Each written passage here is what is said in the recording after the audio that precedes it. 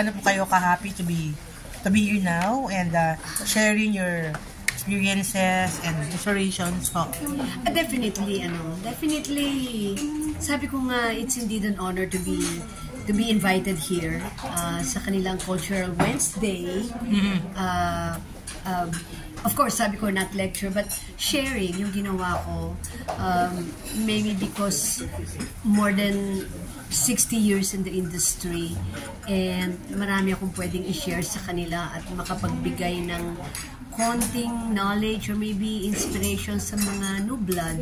And for an artist to become a public servant, I mean, hindi rin biro yung dinaanan ko na willing akong i-share para naman kung may makakatulong o makapagbibigay ng inspirasyon. So, kaya ako nandito. How you will describe po yung ilang dekada mo na sa industriya?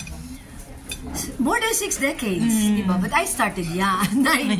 Pero hindi rin biro yung dinaanan ko sa industriya. Ano ito, yun nga blood, sweat, and tears ito. Hindi ito overnight superstar, hindi. Blood, sweat, and tears, learning process, honing your career, you know, learning from good people, good directors, your colleagues, a lot of things para mabuo ka at abutin mo yung mahigit na 6 na dekada. Ano po ang payo mabibigyan nyo sa mga inspiring, no? Yung mga young actresses natin ngayon, young actors, and Naku, it's very who wants to follow their footsteps and... Very simple naman, Melba Love your career and it will love you back. Yun lang ang sikreto. And then never stop learning. Isang pinaka-importante rin nabanggit ko doon kanina, hindi naman porke naging box office ka, star na star ka na. Totoo yun. And hindi porke nagka-award ka, ikaw ng pinakamagaling. Hindi. You're only as good as your last film. Yeah. And then next film mo, that's another challenge. Kaya mo ba o hindi na? I mean, you know, so no assurance. Pero ang priceless dito, yung learnings, yung natutunan mo, na bubuo sa katauhan mo bilang isang tao at bilang isang artist. Yun ang priceless doon. At Ibi, you mentioned kanina po yung When I Met You and nasa Netflix nga po. Number 1, anong feeling nyo na 2 days lang po, number 1 na kayo kaagad? So happy. Kasi talaga naman I'm very proud of this movie. Maaring sabihin nila it's a very simple movie. Bakit ganyan ka? No Hindi yung simple nung pelikula namin na ito ni Christopher De Leon o ni Yet Boy. Ang importante dito yung message ng movie. Kasi pag nakuha mo yung message ng movie, panalo na kami. You get me? And di ba nandun yung forgiveness, di ba? Hope, second chances, how important love is, di ba? Family values. Friendship and everything. Kung papanoorin mo talaga ng matindi yung When I Met You in Tokyo, ang importante lang doon makuha mo yung mensahe. You know, it's a very simple story, pero nandun lahat, di ba? And for that, I'm very proud na ngayon, pinapanood ngayon sa Netflix. I asked them to watch it again hanggang ma-absorb mo talaga yung meaning ng movie.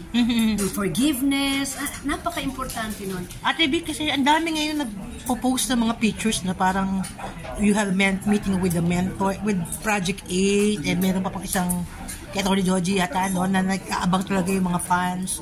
Parang ang daming pelikulang gagawin. Actually, na-mention niya kanina, September baka daw. Alam mo, I'm blessed. I've been getting a lot of good scripts. Good offers. Kaya lang hindi ko naman kakayanin lahat. At saka naniniwala ako yung perfect time. Kasi ayoko lang yung sabihin na meron ka lang magawang pelikula, sushootingin mo gawa ka. Hindi na.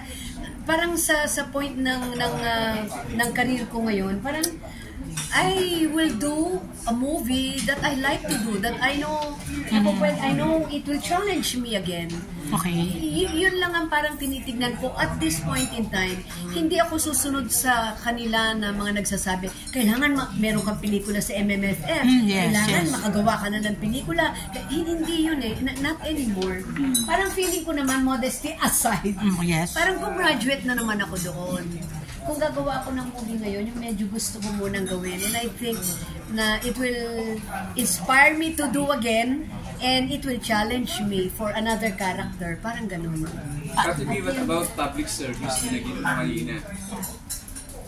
Are you considering going back to public service? I'm praying for it. But given a chance, pag sinabi ni Lord yes, sige, go ahead, I don't mind. I don't mind serving Batangas Ano ba again. ginagawa nila sa lipa? Na? Ano ginagawa? Mga nagpi-prayer meeting sila na Oh my God. asking God na ibalik Nabalik kayo Alam sa... niyo po, natutuwa naman ako kasi again, religious sector na naman ito na they're asking me to go back. Ito rin yung sa akin noon dasal. Kasi Na sana, ngayon ito na naman sila Hindi ulit. ako That's why I'm madalas ako praying dun also. Oo naman. Diba? So yun na, pag sinabi naman na pag it's meant to be na tumakbo ko uli to serve Batangas again, I really don't mind. Alam naman ng Batanggenyo na even if, alam ko naman kasi na this time kung ano yung gagawin ko. A little adjustment siguro. Pero, alam mo ate, pati yung mga mong Adus Carmel. Oo, mga sisters Carmel. Ako, totoo ba yung sinabi mo? That's clean. So, find the material. yeah, I really don't mind serving Batangas again. Pero sana lang, gusto ko rin na makagawa rin ng pelikula. Kahit makagawa ako ng isa, na-excite din ako. Parang gusto ko rin gumawa ng isa pa. So right now, naghihintay ka pa ng mga sign para bumalik ka sa public service? I'm praying for it. Yung sinasabi nila, pati raw yung nuclear procession dun sa Taal, nawala. O yung fluvial process. Oo, yeah. Naalala ko yun kay Archbishop. Wala basta, alam mo, tomorrow is another day. Yeah. Ayokong i-predict na gusto ko ganito. Hindi Alam ko kung ano yung mga nandito. Pero ito na naman tayo, guidance. For me to write decision, do I go back sa politics? Do I do a movie? Do I do I shoot a good movie? It's all guidance. So I'm praying for it. Tamang perfect time lang. At hindi si Ryan kasi na very visible. Marami nang sasabi na papasok ba sa politika? Ano po ba ang totoo dito? Alam mo, yung dalawa kong anak, Luis and Ryan. Si Lucky, maraming beses na hinilingan yan na tumakbo bilang mayor nung araw pa. Pero every time tatanungin ko ang anak ko, nakikita ko, anak, handa ka na bang isakripisyo yung talent fee mo? O kaya, anak, handa ka na bang isakripisyo yung time mo? Nakikita ko na meron pa siyang medyo nagdadalawang isip. Pag nakikita ko siya nagdadalawang isip na hindi pa siya ready i-surrender yon, no, don't run. Kasi when you run, it's no joke. You have to give your time and your effort. At kung kumikita, it happened to me, kumikita ka sa industriya, ibang pera sa industriya, di ba? Medyo willing kang isakripisyo yon. But lately, when I see Lucky and when I see my son, si Ryan, alam mo, importante yung puso Nararamdaman ko may puso na sila. Kasi since naging secretary si Ralph, hindi na siya nakaka-attend ng mga activities sa Batangas. Ang nagre-represent sa kanya palagi, it's either Ryan or Lucky. Siguro, yung madalas nilang nakikita yung reality ng buhay, medyo na-imbibe na nila ngayon. Na-absorb nila ngayon yung, ito pala yung buhay. Meron kasi si Ryan, kinuwento sa akin na may lumapit sa kanyang matanda, na natouch siya kasi yung matanda daw, sa edad niya, plus yung kanyang apo ay dinadialysis. Yung, alam mo na, nahihingahan na sila ng gano'n. Nararamdaman ko sa paliwanag, ma'am, bakit gano'n? Kawawa yung matanda. So, may nakikita akong puso. Mahalaga yun. Sa pagsisilbi, sa experience ako ng 24 years, mahalaga ang puso. Yeah, it's very important that you have this. It's very important, but it's not all this. Kailangan may kasamang puso. But again, it cannot be all this. Kailangan may kasama rin kaya nga talino at puso. And to be honest, nararamdaman ko ngayon yun sa dalawa kong anak, kay Lucky, kay Ryan. At yun ang importante.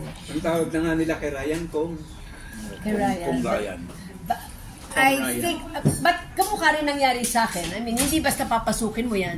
Pag nanalo sila, meron kang pag-aaral na gagawin dyan. Kasi may mga proseso yan. Once you're there, once you become a legislator, may pag-aaralan ka kahit papano. And at the same time, once na maging local government official ka, may pag-aaralan ka pa rin, or legislative, mag-aaral ka pa rin. So ano magiging role mo if ever pumasok na talaga sila sa politics? Yung dalawang anak mo. Ako mentor. Parang mentor ko si Ralph. Ngayon ako mentor nila. So diba? pasa-pasa ng ano. Pasa-pasa lang. Parang kung ako na mentor ni Ralph, ako naman kung suswertein, magiging mentor naman nung dalawang anak. Okay. Kamusta na po si Baby Peanut? Ang Yun. kilala na ngayon. Nasa bahay ko lang the other day. Ang arte-arte ba? Dekore? Ano na yun, mag-aartista yun. Pero likot-likot na lang yan. Sinasabi ko kay Jessie tsaka kay Lucky, enjoyin nyo na. Kasi ang bilis lumaki. Dalagita na eh. At tumatakbo na sa bahay. Samantalang nung unang kita ko yun, as in literally baby, hindi ko pa nga makarga. Pero ngayon, kaya sabi ko, enjoy nyo si Peanut kasi ang bilis talaga ng panahon. And she's so pretty, she's so maarte, she's so lovable. Pero nasa stage siya nangingilala ngayon. Nangingilala siya, oo. So, pero alam niya, kilala naman niya si Mamsi. Ate, galing kang bakasyon, kamusta yung vacation mo? Ayun na. Ay, heaven. Heaven yun. Kaya lang, pag galing ka sa bakasyon, di ba? May kasabihan po tayo, pag after vacation, you need a vacation. Okay. So, yung bakasyon ko yun, it was family bonding eh. Ano pang ano mo, it's not only the site, it's not only yung lugar, kasi we went Alaska cruise, pero it's because family bonding, and we usually do that once a year. Kaya lang 5 years hindi kami nagkita-kita nung pandemic. Kaya lahat binabawi namin ngayon. I mean, family is still the most important unit in our society. Kaya sabi ko kanina, di ba? Lahat ng energy, adrenaline, gasolina, kukunin ko sa pamilya ko. Kasi sila yung, the only, yung sincere na support ang pwedeng ibigay sa'yo. At kakampi mo yan. Whatever happens. Whatever happens, sila ang kakampi mo. Ate B, hindi ko natanong na, pero si Jessie pala magbabalik na paggawa ng Yes, oo. So, Anong feeling? sila uli sa, ABS sa ko. ABS. Anong feeling na balik? Siya ulit? She's so excited. Malamang ikaw mag-aalaga lalo kay Baby Peanut yun pagka Why not? Willing ako alagaan, akin muna si Peanut. Pero, maganda naman, isinusunod yung schedule din sa pagiging nanay niya. You get me? Okay. Hindi, wala siya yung mga lock-in, walang ganon. Kasi alam nilang nanay pa rin si Jess. So, alam naman ng executive ng ABS, nila Direk Loren, nila Cory, yung time schedule ni Jess as a mom. And they will adjust. They're willing to adjust. And si Jess is very pretty, payat, and sexy, di ba? ano pa rin? Ano pa rin siya? Leading lady, ano pa rin? Material pa rin. Material, oo. Ate B. Thank you. Okay. Tanong lang ako, medyo Sorry. iba lang yung